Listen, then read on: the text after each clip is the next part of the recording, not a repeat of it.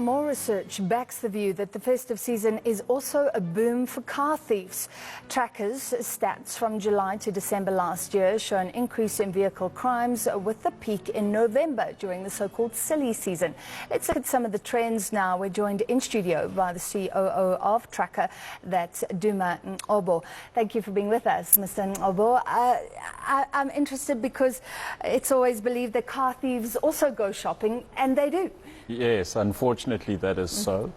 You even look at the shopping days. Yes, like Black Friday. It's not the best news, I'm afraid. Yeah. And there are specific days where we tend to see an increase in crime.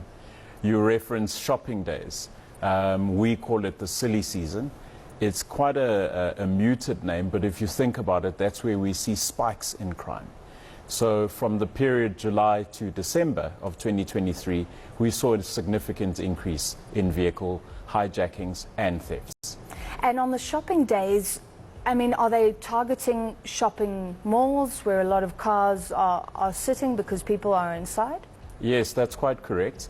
So, at a basic level, a vehicle can be stolen on any day.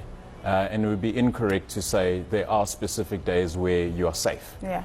Having said that, there are specific days where we see different trends. For example, a Friday in the afternoon from around about 3 p.m. until 10, we see a much sharper increase on hijackings.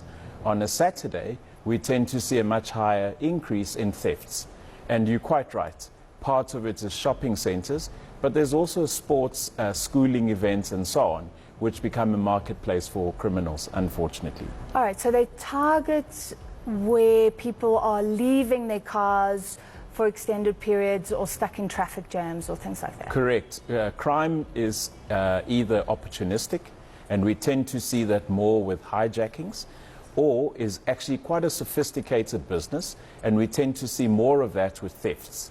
And there is, unfortunately, shopping lists of certain vehicle make and models. Can you give us an idea of those? Because I think people want to protect themselves at times and don't want to buy the cars that the hijackers want. Yeah. Unfortunately, we have to carry on with our lives. But if you look at the trends of vehicles that tend to get bought the most, your LDVs, or what we'd call bakkies in South Africa, and specific makes and model, we tend to see a much higher attraction for would-be criminals. And that is mainly for two reasons.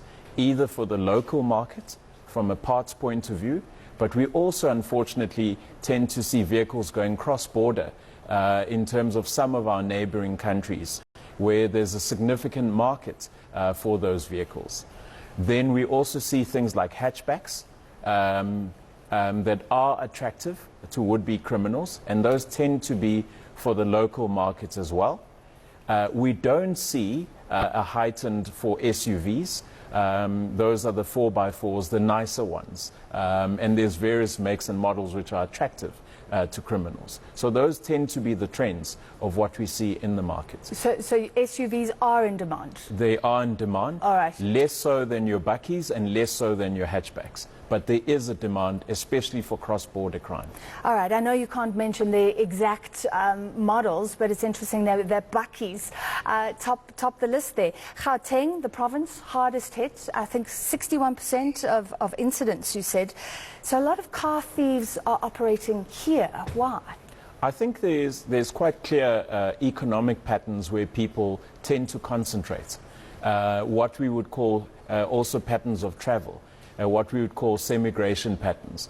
That is in the major metros of Gauteng, Johannesburg, Western Cape, Cape Town, Durban, and so on. And those tend to reflect where the criminal incidents happened. You referenced 61% for Gauteng. Now, while that's a scary picture, I think you need to understand the dynamics are different. So in Gauteng, we tend to see a more even split between hijacking and theft, whereas in other provinces, we tend to see a much higher increase of hijackings. And what that tells you is that there's a more sophisticated or syndicate criminal in Gauteng and a much more opportunistic criminal in some of our other provinces. All right, so in Gauteng they're taking the cars, but at least the people aren't inside when that happens. They tend to take the cars. Yeah.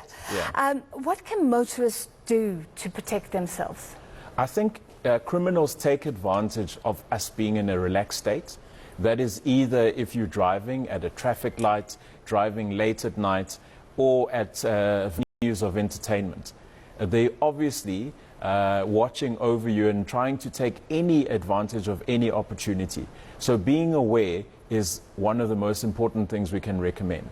The second is don't take your safety or that of your vehicle for granted. In other words, where you park.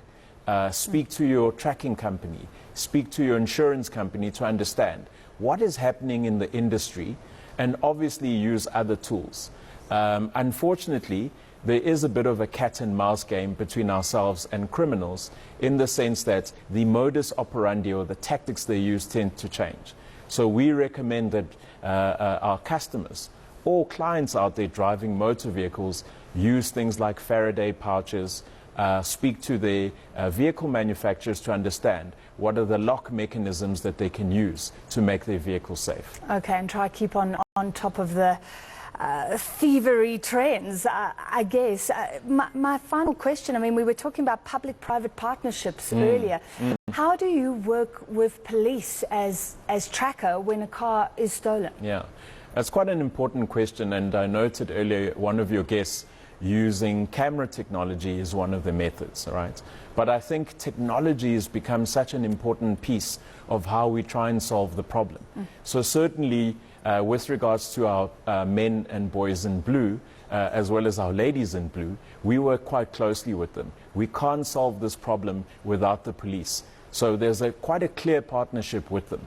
We don't have powers of arrest, so we bring the would-be criminals or reports the stolen or hijacked vehicles, and they partner with us to arrest would-be persons. They also help us investigate. So you'll see quite a clear relationship between our vehicle crime stats as well as the quarterly stats released by SAPS.